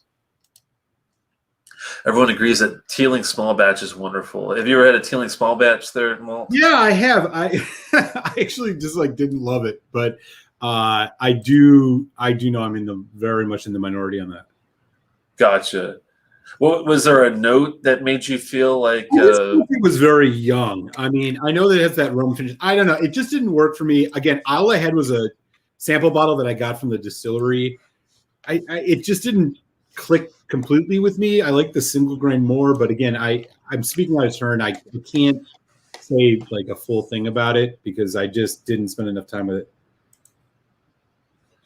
Cohen thinks the bang for the buck is very good. It's 46% ABV, non-chill filter, no coloring added, 7 years, about 7-ish years old. It doesn't sound bad. I mean, I think it's worth a try maybe for me at some point if I run across it, or if I'm feeling adventurous maybe. Rumor is it's being discontinued and replaced with an unaged version. Oh no. Well, no wonder what's his face Donald said if it's not at least 2019. Then skip and avoid it. So if it's not at least 2019, I guess go way before. I don't know. I found the B-Tune 2019 a little underwhelming, but I do have the new one, one of the newer ones, the B120. Again, I do think, yeah, the 17, the B117 was my whiskey of the year back in 2018 of the Redbreast 12 cask strength. I do think the newer ones aren't quite as good, but it's still for the price. I mean, what other Irish whiskey? I mean, you literally pay $10 more for that than you would for Green Spot, and it's 5 times better in my opinion. But so I wouldn't worry too much. I just wouldn't overpay for it. I'm doing the Redbreast USA exclusive small batch right now, which is cask strength, but I just wish it's good, but it's just not as good. The finish really lacks. It's also cask strength, but it's not the 12 years. What you're saying? Yeah. It's some USA small batch exclusive, which makes me nervous because it makes me start wondering if they're gonna like discontinue the 12 CS, which would be a freaking crime. Did you ever try this one before? I mean, it's good on the nose, it's good on the palate, but I just feel like the finish lacks. I did do a review of it on my channel, so if you haven't, go subscribe or check it out. Yeah, I gave it a solid score. Have you seen this one before? This Deanston 12 mid-era cast. It looks like a cast finish at 55.6. Wow. No, I have not. Speaking of Deanston, though, did I see a sample of the Deanston PX? Have you sent one? Is that what you asked? Yeah, did I send you a sample of that? I don't believe so, but let me see. We did a Deanston show, but that let's see, organic. Are you talking about the 17 organic PX? Yes, that one you actually did send. I'm pretty sure. So the next time we meet, I'm going to get you a sample of this. This is a 1991 Deanston 28, and it's 2-year finished in Muscat. Yo, did you say 28 year? Yeah, 28. Yeah. Look at the color on that bad boy. Oh my god, dude! 28? Yeah, this is a 28. You're making me cry. This is the oldest whiskey that I own. Oh man. Yeah, I bet that's good. We're gonna taste this one together for sure. We'll do another Deanston show soon. I know we have one coming up, but we'll do another because you're gonna have to get in on this bad boy. Yeah, we've got one scheduled on the May the 11th, but we can also do something else on the side there. Definitely. I was talking to Stephen about he said that this Jameson Reserve he really enjoyed. It was a 2000, I think it was either a 7 or an 8 or a 9. I can't remember which one it was. I was trying to go back, but it was one of the port influenced ones. It was the 2007 or 8. We're not sure which one, but the regular vintage reserve. Have you ever had one of those Jamesons before? I've not. No. Sounds like they do pretty well. It's a sherry, second fill bourbon, and a port type of maturation. Yeah. I like some of the Jamesons. So I've been doing reviews all month, Telex, of Irish. And the first one I did is part of this. It was called the Distillery Makers line that they did. And there's like 3 of them. The one that I did is called Cooper's Crows, and it's a Jameson. It's like 43% non-chill filtered, around $60. It's finished in like durian cherry, Spanish cherry. Pretty solid stuff. I mean, it had a good heft, good body. Yeah, I mean, in regular Jameson's, was fine. No, they put out some decent stuff. I do think though, whoever was mentioning Powers John's Lane, like that's a killer Irish at $65-$70. Again, same for the Redbreast Club PS. I mean, those are 2 that Telex, if you're going to buy some Irish, grab those 2. It's really only that one online for a change might be difficult to capture, but Roy's crowd got to hold some. Oh, okay, the 12 Madeira cast strength finish there. Okay. I'll keep an eye out for that stuff and see which of the 2 did you like best. Oh, I definitely enjoyed the Redbreast 21 more, but the difference between the ages didn't justify a huge difference of score. So the Knappouge Castle 14, I gave it a 4 out of 5. Very well done, great craft, everything was excellent. And the complexity of the 21 helped in that. I did appreciate the age. I definitely felt the difference, but the craft wasn't as good to me as the first one. And the need for the adding of water doesn't really detract, but if I'm trying just to enjoy it in one session and not have to worry about pouring 2 glasses or worrying about, pouring a little bit and then having, water added and having more to pour and all that, it makes it more complicated. So for this, I gave it a 4.25 out of 5 for the Redbreast 21. And that's not factoring cost. If I did factor cost, I really would knock it because $230 or whatever. Was it $230 you said? Yep. Yeah, that to me was way a little high. I would say 180 to 200 max would be my go-to one. For me to get a Redbreast 21 for myself, but that's the tough thing about all this. Yeah, totally. That Powers kills the Redbreast 12 cast strength that's coming out now. Wow. Powers? Like, are you talking about the John's Lane, or are you talking about the regular Powers? I don't know if I'd agree with either, but I think the Powers John's Lane definitely is really good. I'm not familiar with it, but I trust you guys on this one. Good stuff. Yeah, a lot of people are saying that the new 12 cast strength is not as good, but I mean, it sounds like it's kind of like of course, the old versions of Ugadal are going to be better, but are you not going to buy a new one because, you can't find that 2009 bottle? Fuck no, you're going to buy it anyway. Well, yeah, that's true. I mean, and I'll be honest, the first Ugadal that I had was 5 or 6 years ago, and then I did a new one relatively recently, and I didn't really notice that much difference. I think they're both doing really well. I mean, I think the Ugadal is still really, really solid. Green spots.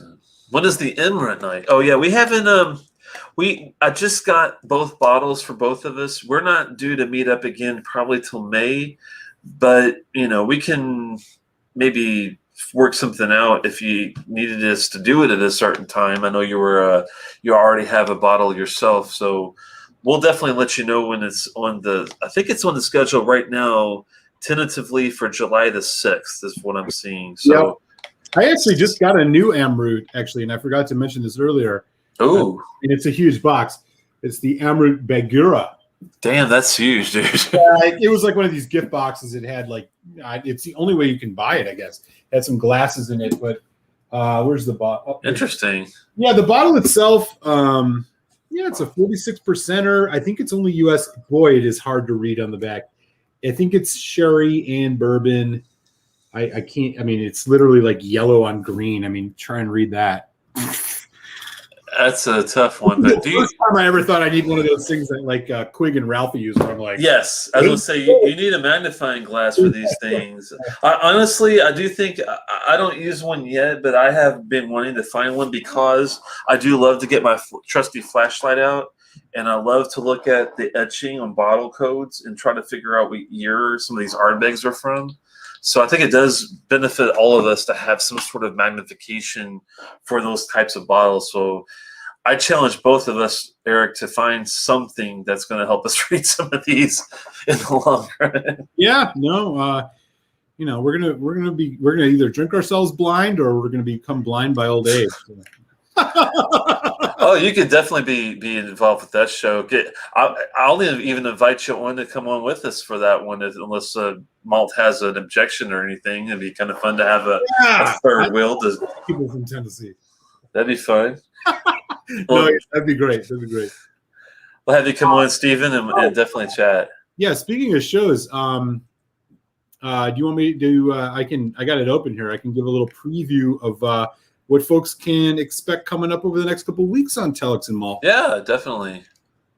Right on. So, folks, again, do take a sec and give Telex a thumbs up here if you enjoyed our show tonight. I think we're just about to eclipse our 1 year mark, Telex. If not, we already have. If you have 2 accounts. Yeah. You got 7 accounts like Telex does. Update. I wish. Yeah. No, we appreciate you guys and, enjoy talking to everybody and love the fact that you guys are all here shooting the shit with us here on a Tuesday. Here's a little preview of what's coming up over the next month for the show. So next week, we are leaving Ireland and heading to Islay, where we're going to be doing some Kilhoman. We're going to be checking out in the first hour, the Kilhoman USA Batch 3, which I think is going to be a real winner for Telex. And then in the second hour, we're doing a double tasting, 2 slightly peated Kilhoman picks, picked by none other than Jack Rose Whiskey Saloon in Washington, D.C., one of the best whiskey bars in America. Those are going to be fantastic. You're not going to want to miss that show. And then to close out March, we're going to be doing some peated whiskeys that aren't from Islay. They do exist. We're going to be doing the Lechag Rioja cask, and then in hour number 2, the Aaron Quarter cask, the Bothy. And then kicking off April, we got Edredowers, a distillery that is owned by a private distiller. We're going to be doing Edredower 10 from 2008, and then in hour number 2, a 21-year-old Edredower. So we got a bunch of good shows coming up. Do hit like on this video. Subscribe to Telex the Whiskey Tech. You can throw me a sub at Malt Muser Whiskey Reviews as well. We're looking forward to it. We're heading into our second year. Telex, can you believe it? It's hard to believe, and I think you're going to be in for a treat when these slightly peated. I know it kind of sounds, it's like an oxymoron when you think Kilhoman. It's like, well, of course it's peated, but this is why it drew me to these bottles, because I wanted to really get into Kilhoman's distillate with age. The good news about both of these slightly peateds that we're doing, they are age stated. They're at least, I think one of them is an 8-year, one's a 9-year. I have to go back and look at the details, and I'll go through all the motions with you guys when we do the show. But I think you're going to be in for a big treat on that one there, Eric. And definitely looking forward to those other non-peated elements too. You had me at Jack Rose Whiskey Saloon picks, because me being part of the Philly Whiskey Society, I've been privileged enough to do live tastings with them of their bourbon. I mean, if anybody here has ever been in Washington, D.C. or goes to Washington, D.C., the Jack Rose Whiskey Saloon is one of the best whiskey bars in this country, if not the best. You cannot go wrong. And the picks that they make are just incredible. So we are going to really enjoy those. I guarantee it. And we'll be eager to share our dumb 2 cents on those with y'all.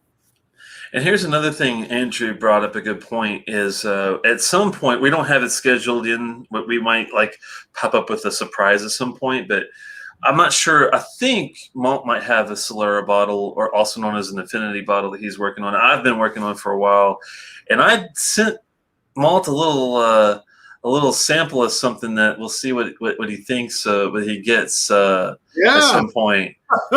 Should be interesting. My bottle's a disaster. I think Andrew Page has got the best idea. Mine is just like every heavily peated whiskey, and that could be good, maybe. For it, I'll tell you that much. It's just, I don't know. It is what it is. But our good boy Andrew Page, man, he knows what's up, and he's a big Kilhoman dude. Andrew sent me a bunch of great Kilhoman samples, and I know he'll be around next week for that. Yeah, it definitely will be fun. Yeah, man. Yeah, the Trooper. Good to see you. That's going to be great. Yeah, I want to try that Bothy, man. I'm looking forward to the new Bothy line, that's for sure. If you're ready, just going through real fast. Yeah, it looks like you need to be searching for some old Redbreast cast strings, it sounds like. Dude, especially 2017, man. Holy shit. This is a good question, Zon. I've always wanted to try some of the peated stuff. I haven't yet had a chance or an option to. I've heard Connemara is one of the better and accepted ones. Say again? And only. Is it only? I thought they also had some other peated stuff. No, I'm saying like there's just not very many heavily peated Irish whiskeys out there. Connemara is probably the best. They have an NAS release that's kind of their core, and then they have a 12. I had the 12 actually when I was in Ireland, and I mean it's good. I don't know if it's $80 good, but it's good. Yeah. Doesn't like Middleton and Redbreast have some peated stuff, or do they don't even bother? I don't know that Redbreast does. I mean, Middleton owns half of everything, or more than half of everything, so they probably do. But there's no Redbreast peated as far as I'm aware. Gotcha. But I might be wrong about that. I'm no expert, you know. And I'll leave that to the folks in the chat. If y'all know about other peated Irish whiskeys, including anything from Redbreast, I mean, Connemara is the name that comes to mind for me. It's something I've had. I've heard of a couple. Give me 1 second just to check something here. Connemara. Peated Ireland. That's going to be a tough one, though. Okay. I'll have to, definitely on the side, I'll take a more closer look at some of those. That thankfully they have some, but yeah, there's not very many, and I've heard mixed reviews on some of them. So I'd say I would definitely check it out, Zon, but I would definitely be wary because I've heard mixed things on peated Irish whiskey. Yeah, I think it's one of these things where, I mean, you're starting to see peated single malts here from the United States. I mean, Westland has a peated single malt out of Oregon. You know, unfortunately, I've not had a lot of them, so I can't speak to it. I mean, maybe if folks in the chat have had a chance to taste some of these, you know, you can point us in the right direction if some of these are really worth buying. But yeah, I don't know. The only thing I've had is Connemara, and like the 12 it's about an $80 bottle. I don't know if it's, you know, I didn't feel overwhelmingly excited about it, but the NAS one, you know, it's only like $45-$50 and it might be worth a pickup. He was saying that Connemara cast strength would be totally funky and weird. I'd like to try it just to see what it's like, because it might have some funky peat stuff going on there. He doesn't waste time, I guess, on affinity bottles because it's too big of a crapshoot. But yeah, I decided just to try one. My first one is going to be interesting, and I can't wait till someone gives it a try at some point to see if they like it or if they don't. That's going to be. I don't see anybody around here that may or may not be trying that soon. Nothing from Redbreast is peated, Stephen was saying. Some peated stuff coming out of the Great Northern at some point. Okay, I guess Great Northern is an Irish distillery, I'm assuming. So Telex, yeah, that brings up a good point. So I mean, you know, you and I, we've been doing this show for about a year. I think I threw some bourbons your way a couple times, and you know, you're not a huge bourbon guy. I know that, and you know, I've been, you know, slowly getting into Irish over the years. But I mean, tonight you just tasted two really good Irish whiskeys. Like, if you were going to say on a scale of 1 to 10, 1 being not at all, 10 being definitely, like after tonight's show, how interested are you in exploring more Irish whiskey? I'd say pretty interested. I mean, will I, you know, go ahead and go outside of the Scotch realm of my own personal collecting? Maybe not so much, because I'm kind of a completist. I'm already trying to get like one really good solid distillery bottle from every distillery that's available that I can. With that said, though, if I'm, at Brian Baru, which is an Irish place that's literally like down the block from here, and they have a really good Irish bar there. I never tried anything, but I'm definitely tempted to go and ask for like some of their higher end malts just to try some of them and see, because these definitely, both of these were solid to the point where I would definitely offer. Try it again. Because I'm with you on that. Eventually we'll do another show. I do have some other Irish whiskeys that are funky. I got a Mizunara finished one. I got a Barolo wine cask finished. I really enjoy it. I take to their style, a lot more than I ever thought I would. And it's fun. It's fun to go outside the lines every once in a while. And I hope everybody enjoyed it. I think I give it, like definitely 7 or 8 is where I'm at definitely trying, something. My only hesitation is going out in public without the vaccine right now. I'm just a little. I've taken Humira, so I got to be ultra careful. I take shots every week, so with that, I got to be ultra careful because it's like an anti-inflammatory type of disease that I suffer from. It's skin related, so I got to be ultra damn careful. And my county in Maryland, unfortunately, has not been all that great at getting the vaccine out to just basic seniors. So the odds of me getting one anytime soon, unfortunately, sadly, are pretty low. I'm probably looking at May at the rate that they're going in here. I've thankfully, like my family in Kentucky, I know a couple people, I'm not going to say any names, so I know a couple people that are my age that have already had the shot recently. So it's kind of, I'm happy for them, but I'm kind of pissed off at the same time. Understandable. Yeah. I mean, you can't get it in DC as a government employee or as somebody who works there. I mean, I just signed up. I'm getting mine at the end of the month here in Philly. But yeah, I was just curious. I mean, you might have other options. I don't know. Yeah. The funny thing is I haven't been to DC in probably at least over, since last March, over a year. Right. Yeah. So I haven't even had a reason to go in there. And if I don't have to go anywhere, even to the grocery, we just stay in. I haven't, like, if we order food, that works. And I get my prescriptions at Walgreens, but that's the only time I ever leave the house, to be honest with you.